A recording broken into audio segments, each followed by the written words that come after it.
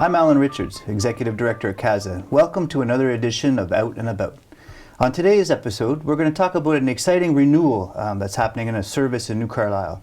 And to learn more, I've invited a special guest, Tammy Chatterton, to tell us more about it. So Tammy, we're talking about the friperie, the thrift store at the church in New Carlisle. You're from New Carlisle. How long have you been working at the thrift shop? Our grand opening was March 1st, so I actually started on January 30th to get the place prepared. So it's about a year now. About a year? Yeah. And this has been around for a while, right? Oh my gosh, 30 plus years. So tell me about, how did this happen? How did we end up in the renewal of the thrift shop? What had happened was they had decided, the committee, that they were closing the doors. And so this was like rampant through the community. People were so worried because, I mean, you know, you're getting bargains. Items are expensive nowadays.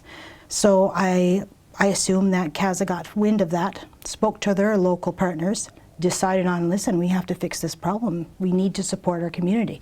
So that's exactly what they did. So it's been around for quite some time before Yes. this, like 30 years or something? 30 some odd years it has been with retired individuals, dedicated, working 4 or 5 days a week and putting beautiful items for sale.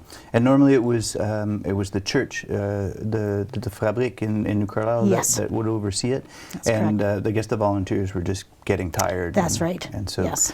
And so CASA got involved, and we got a project through the MRC. Yes, that's right. And so what do we do to renew the thrift shop? So what we started with, we looked at the location, figured out what it needed, so we downsized a bit.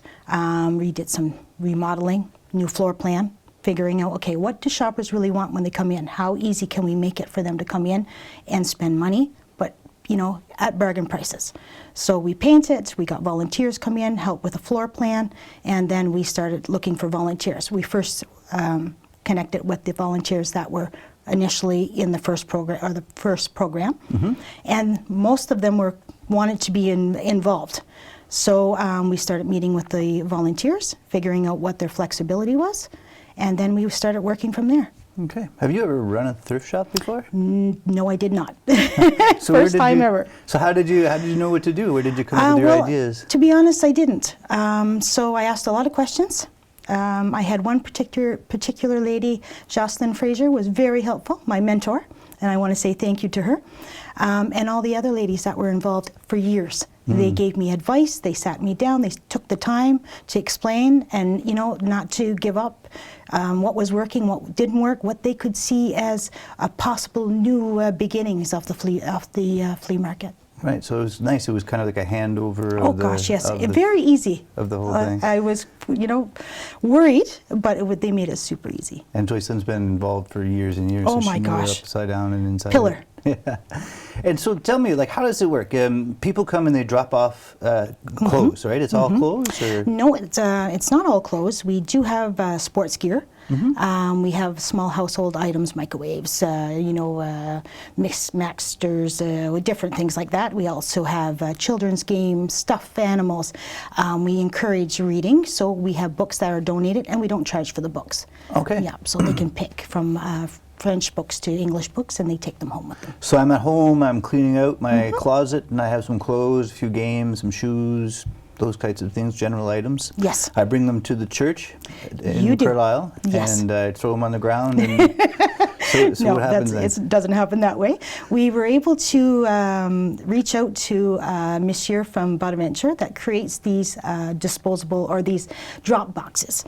He had one for Bonaventure. He had created one for their friperie. So it was just like, we reached out to him. He created us one. He did build one, and then people just dropped their items in that. And then we noticed that it wasn't large enough.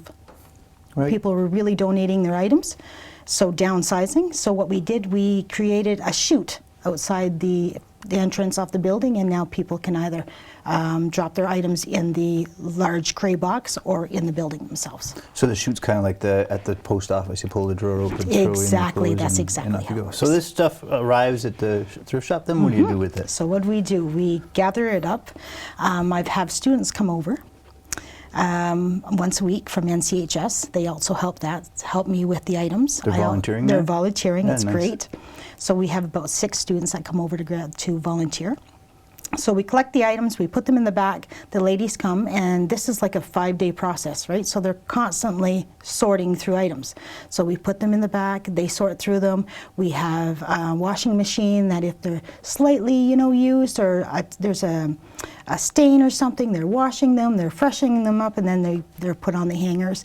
And then, of course, the household items, they're wiped down, and they're put on a display table. And I imagine not everything that gets donated gets No, put for sale. unfortunately, no. There's some things that are broken or are too used, so we decide to put those in there. Are there any things that you don't want people to bring to the thrift shop? Well, sometimes, we've been thinking about this, to be honest with you. It's the larger items, like a sofa, a bed, and that. We would like to take those items. Right now, we're just not equipped to do so. But I mean, if someone does have one, and I know someone is searching, well, I'll make that connection with that person and the person that's donating. Nice. So you mentioned books. Yes. People they've read their books, and a lot of people have books lying around, don't know what to do with them. They don't want to throw them away because they're books, and so they can just bring them by and leave them, and you give them away, or? Well, this is it. I mean, they donate their books, and from children's books to adults or teenage books. So we have a couple of shelves and then another unit that we put the display of the books on, and then we rotate them. Okay. So we have people that are donating constantly, and it's nice because, it's hard to get English books. True that. So we don't really have a library that you can go to and check a book out. And instead of, ordering online, well, you're keeping it local, so. For sure. And if you're done with your books, instead of, That's like I said, right, throwing them in the recycling, you can bring them back and other people can enjoy them. That's exactly That's it. really great. So the idea is that we're recycling or reusing these clothes. We're instead of throwing them into landfills, but it's also meeting a need in the community. You were mentioning things are expensive, and so this gives people a chance to pick up items at a reasonable cost. What would you say is like an average cost for clothes in general? $2 or $3. $2 or $3? Yes. For a pair of pants, a shirt? For a pair of pants, a Do you shirt, end up? yes. Do you have like winter coats? We or? do. We sell those for $5. Okay, a winter coat for $5. Boots. Boots are normally $3 or $4. Okay, gloves and all that kind of stuff. So $1 a somebody's- piece. Oh wow. Yeah. So somebody arrives and they're not used to the cold, and they can go and get outfitted reasonably. For under $20, yes. Under $20. Yes. I also heard that you have specials from time to time. We do. Maybe you want to tell us Yes, what those I are? will. So every first Saturday of the month, we are open to allow for those that are working, and that, sometimes the hours are not, the hours are just not there that works for them. They're working at different hours of the day. So what we decide to do on Saturdays, and this will be this Saturday, we'll be open, is $5 bags. So we did a $5 bag. We've decided to do a $5 bag now a little bit different. I'm not sure if you know the shopping bags that you would go to IGA with. Well, that's what we're going to be offering. So you come in, and you either purchase the bag from us, which at a cost for $1, and then you pay the $5 to put items in, and then you fill your bag for $5. For $5. Or you bring in and you pay the $5 for the to So be able anything to fill off your the bag. racks, Anything whatever I off the can- rack I can- except for the appliances and stuff like that. It's Right. more about clothing. For clothing. Yes. Oh, that's great. Yep. So you mentioned you're open on Saturday. Yes. What are your opening hours? Yes, we're open Wednesday, Thursday, and Friday, 1 to 4 on Wednesdays, 1 to 6 on Thursdays, and 1 to 4 again on Fridays. And again, the first Saturday of the month, Okay, so which a is little bit- 9 to 12. 9 to 12 on Yes. Saturdays. Yes. A little bit later on Thursdays for people after work if they That's want right. if they That's want to correct. stop Yes.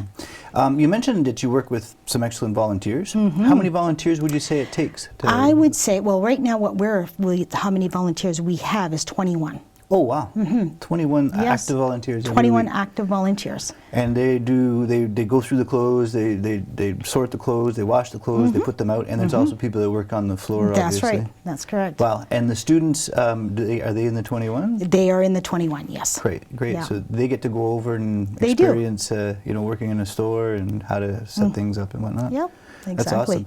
awesome. If somebody wanted to volunteer with you, how would we ever know? How would Yeah, we get a hold of for them? sure. Well, we have a Facebook page, Okay. and on that Facebook page is bilingual, by the way. It's my number, so they can contact me anyway, or they can also contact CASA, and CASA will give them all the information they need, and then I'll get the message, and we'll just start connecting, You can never have communicating. too many volunteers. No, for sure not. 21 is that number, but I mean, I could go for higher, that's for sure. Let's talk about the future now. So CASA took it for a year Yes. to I guess, renew it and get it going. And so what's next?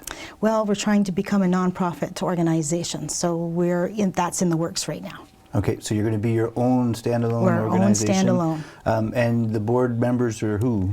Well, we're hoping community members will be the ones that will be involved on the board. So you might have users, you might have volunteers who are there that are interested in being part of we the hope organization. So they can give us a wider sense of what is needed. So a good, honest-to-goodness social economy enterprise in New Carlisle for New Carlisle. Exactly. And I was going to say that you mentioned that the Facebook is bilingual. Yes, it is. Obviously, we want this to be open to all of the community, yes. and not just New Carlisle, beyond.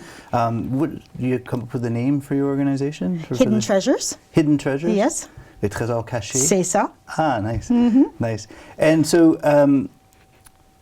beyond the opening hours, beyond all of the work that you're doing, are there other things that you're looking to develop in the future? Or? Well, we're hoping to maintain our hours, that's for sure. Keep that good relationship going with our volunteers. The environment in which they come in, the shoppers, they feel comfortable. They're talking up a storm with other people they haven't seen in ages, so it's a great way to socialize as well. We have our regulars that come in from Gascon all the way into Richmond. And they're spreading the word as well, so we always have newcomers. I would say we have about 50 to 150 people that visit on a weekly basis. Oh, nice. So yes, we have a nice amount of people coming in. So I would really like to keep that going, the momentum. Maybe branch into getting some larger items eventually donated, and we'll be selling those. Okay. And so you mentioned the Gascon, and there are other thrift shops that are out there. So there's kind of a circuit. Are you talking to them at all? Yes, we do. Actually, we do. We had a small debate over children's clothing and what we would do because we had an abundance, and so we had a bit of an issue. But yeah, we just come together and realized, okay, well, we can help the CAB, which is the Centre Action Bénévole. We can help different organizations that are struggling to get these children clothing. So that's what we've been doing. So it's good that you're working with other organizations in the community that are helping to serve the same populations. We talked about the school. There's obviously opportunities for workplace training to happen. Definitely. I think in the past we talked about maybe even the anchor, so that young people could come in and learn some job skills and whatnot. You'd be open to do definitely, things like 100%. that. And if anybody is wants to pitch in or has an idea, they just contact. Yes, contact myself or Kaza. The more the merrier. Oh yes, definitely. That's awesome. We're always looking for new ideas. Well, keep up the great work. Oh, thank you. It's an important service for the community, and obviously it's helpful to get the clothes out of the landfills, but it's also helpful to give people a break when they need it.